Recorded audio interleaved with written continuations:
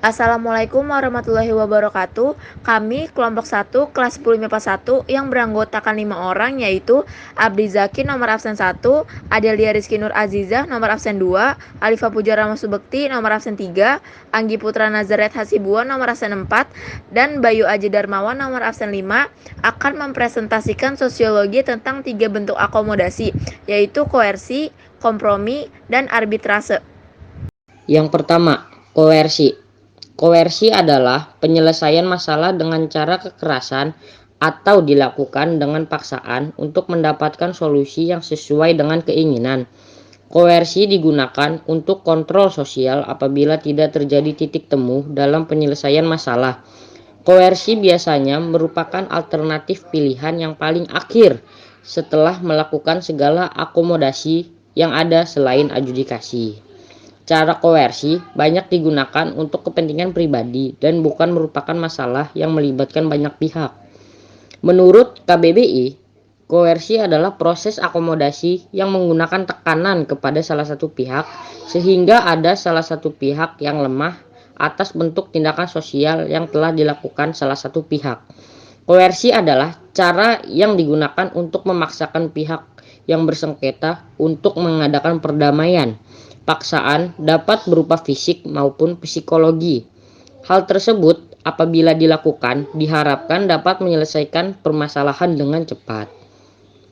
Ciri koersi. Yang pertama adalah terdapat masalah.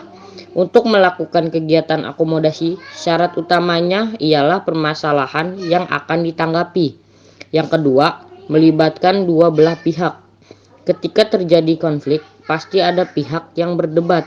Dua pihak ini merupakan pokok masalah yang terjadi.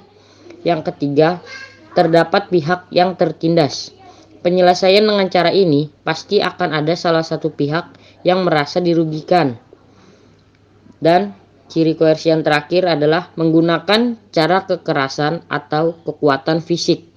Pihak yang ingin memenangkan perdebatan menggunakan kekerasan atau kekuatan fisik. Bentuk koersi. Yang pertama, koersi fisik. Koersi fisik merupakan salah satu bentuk penyelesaian dengan menggunakan tindakan yang merugikan orang lain untuk memenangkan sebuah permasalahan. Yang kedua, koersi non-fisik. Koersi non-fisik merupakan ancaman yang diberikan dengan cara menggunakan verbal dan tulisan. Ancaman tersebut biasanya memiliki kekuatan tersendiri. Ketika menggunakan tulisan, harus dipatuhi dan tidak bisa ditolak, misalnya undang-undang. Tahapan koersi. Yang pertama, munculnya permasalahan. Ini merupakan tahap awal apabila ingin dilakukan sebuah akomodasi. Dapat dikatakan hal ini penyebab adanya akomodasi. Yang kedua, pemilihan alternatif penyelesaian.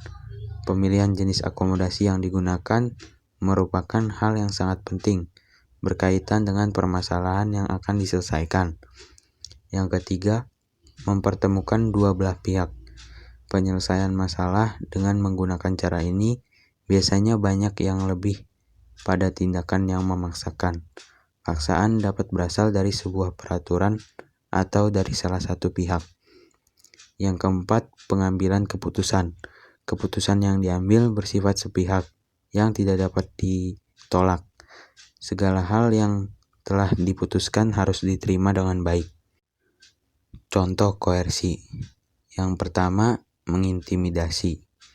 Cara yang paling cepat untuk membuat seseorang memutuskan suatu hal ialah dengan cara memberi tekanan. Tekanan yang dilakukan secara terus-menerus akan membuat seseorang tidak nyaman. Yang kedua, mengancam. Ancaman bisa berkaitan dengan pekerjaan, keluarga, lingkungan, keamanan, kenyamanan, dan lain-lain. Atas ancaman yang telah diberikan, diharapkan dapat mencapai kesepakatan yang telah dibuat. Yang ketiga, boikot. Cara yang cukup kejam untuk menghentikan suatu konflik yang terjadi. Memboikot salah satu pihak agar mau melakukan beberapa kesepakatan yang diinginkan. Kompromi. Kompromi merupakan suatu bentuk persetujuan dengan jalan damai atau saling mengurangi tuntutan satu sama lain. Kompromi termasuk suatu upaya untuk memperoleh kesepakatan di antara dua pihak yang saling berbeda pendapat atau pihak yang berselisih paham. Kompromi juga dapat dikatakan sebagai konsep untuk mendapatkan kesepakatan melalui komunikasi.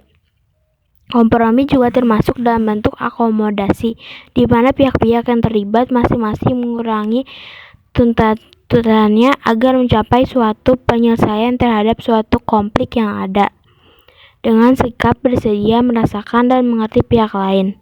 Kompromi bertujuan untuk menyelesaikan perselisihan. Ciri-ciri kompromi. Yang pertama, biasa dilakukan dengan keadaan kepala dingin. 2. Mengutamakan diskusi dalam pemecahan solusi. 3. Bersifat kekeluargaan dalam mencapai kesepakatan. 4. Biasa dilakukan dengan mengurangi atau bahkan tanpa tuntutan. 5. Kedudukan kedua pihak yang terlibat adalah sama. Tujuan kompromi. Yang pertama, mengajak pihak-pihak yang bertentangan untuk bekerjasama dengan cara berkompromi melakukan suatu perundingan. 2. Memelihara hubungan baik antara pihak yang berselisih paham supaya dapat berdamai dan menyelesaikan suatu perselisihan. 3. Agar setiap pihak yang bersengketa menekan win-win solution atau kedua pihak yang sama-sama untung. 4. Untuk menyelesaikan suatu konflik. Syarat kompromi. Syarat dilakukannya kompromi adalah dengan cara menurunkan idealisme yang dimiliki oleh para masing-masing pihak sehingga akan dapat mencapai sebuah kompromi. Masing-masing pihak harus mengurangi tuntutannya untuk kata sepakat, sehingga perdamaian dapat dicapai. Penyelesaian perkara secara pihak jelas bukan cara yang adil, karena masing-masing sama-sama memiliki hak untuk memperjuangkan kepentingannya. Untuk itu perlu dilakukannya kompromi guna menyelesaikan suatu permasalahan. Jenis-jenis kompromi. 1. Konsensus merupakan suatu bentuk kompromi di mana pihak-pihak yang sedang bertentangan bertemu bersama untuk mencari penyelesaian terbaik masalah mereka dan bukan mencari kemenangan suatu pihak. 2. Konfrontasi merupakan bentuk kompromi di mana pihak-pihak yang saling berhadapan menyatakan pendapatnya secara langsung satu sama lain dan dengan kepemimpinan yang terampil dan berkesediaan untuk menerima penyelesaian. 3. Kompromi distributif adalah bentuk kompromi di mana pihak yang memiliki konflik berdiskusi untuk menyelesaikan masalah dengan cara membagi beberapa keuntungan dan kerugian mereka, atau bisa disebut split the difference. Contoh kompromi. 1. Misalnya kita berinteraksi dengan keluarga ketika kita berebut untuk menonton saluran TV yang berbeda dengan saudara kita, tentu akan terjadi konflik yang membutuhkan kompromi. Solusi dari masalah ini biasanya adalah dengan cara mengganti saluran tersebut ketika jeda iklan ditayangkan. 2. Kompromi antar dua negara mengenai masalah letak perbatasan laut kedua negara tersebut. 3. Konflik antara dua teman satu asrama yang dimana satu pihak ingin membuka jendela karena ingin mendapatkan udara segar, sedangkan pihak lain tidak suka terdampar angin di dalam kamar. Maka dari itu timbul kompromi dengan membuka sedikit jendela tersebut. 4. Dua orang anak sedang berebut penghapus yang diklaim miliknya. Kemudian timbul kompromi dengan cara membagi dua penghapus tersebut. 3. Arbitrase. Arbitrase adalah sebuah opsi untuk menyelesaikan sengketa perdata yang dibuat berdasarkan perjanjian arbitrase di luar peradilan umum dan melibatkan pihak ketiga.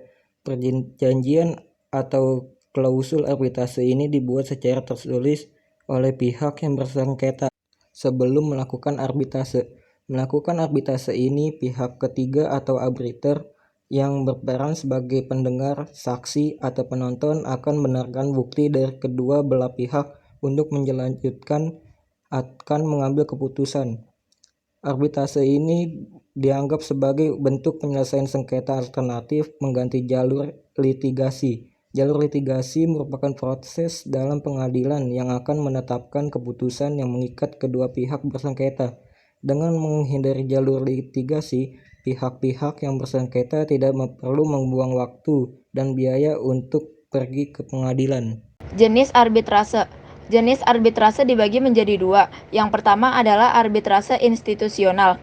Arbitrase institusional adalah arbitrase di mana lembaga khusus ditunjuk dan mengambil peran mengelola proses arbitrase atau manajemen kasus. Setiap lembaga memiliki seperangkat aturan sendiri yang berkaitan dengan kerangka kerja. Keuntungan dari arbitrase institusional adalah bantuan administratif yang diberikan oleh institusi. Ketersediaan aturan yang ditetapkan juga membantu arbitrase agar bisa selesai tepat waktu. Yang kedua adalah arbitrase ad hoc. Arbitrase ad hoc adalah arbitrase yang tidak dikelola oleh suatu institusi. Para pihak akan menentukan peran mereka sendiri dalam aspek arbitrase, seperti penunjukan arbiter, aturan yang berlaku, dan jadwal waktu untuk mengajukan berbagai dokumen. Tanpa lembaga pengelola, para pihak dalam arbitrase ad hoc bebas untuk menggunakan prosedur pilihan mereka. Arbitrase ad hoc juga dapat diubah menjadi arbitrase institusional jika pihak merasa mereka memerlukan bantuan dari lembaga khusus untuk menangani kasus ini di beberapa hal. Manfaat arbitrase.